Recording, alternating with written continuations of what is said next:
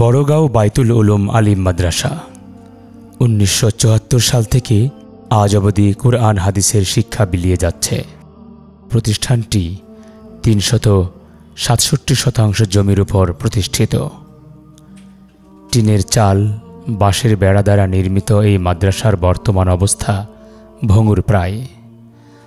430 জন ছাত্রছাত্রীর জন্য নেই পর্যাপ্ত শ্রেণীকক্ষ, যেগুলো আছে সেগুলোও ব্যবহারের অনুপযোগী।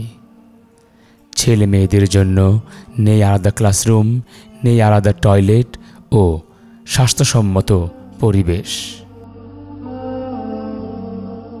বড়গাঁও বাইতুল উলুম আলিম মাদ্রাসা 1974 সনে প্রতিষ্ঠিত হয়ে বর্তমান পর্যন্ত ধর্মীয় ও নৈতিক শিক্ষা বিস্তারে গুরুত্বপূর্ণ ভূমিকা পালন করছে।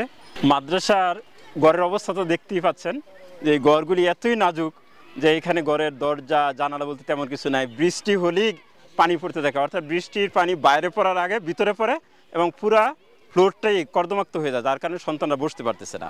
আর ওয়াশ ব্লকগুলোতে অত্যন্ত নাজুক অবস্থা, যে এখানে কোনো স্বাস্থ্যসম্মত ওয়াশ ব্লকও নাই। ছেলে এবং মেয়েদের জন্য আলাদা কোনো ব্যবস্থাই নাই।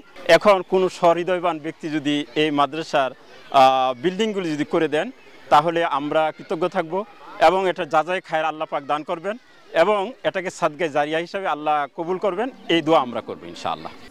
মানসম্মত শিক্ষা কার্যক্রম পরিচালনার জন্য দরকার সুন্দর মাদ্রাসা ভবন ও জামাতে নামাজ আদায়ের জন্য সুন্দর একটি মসজিদ।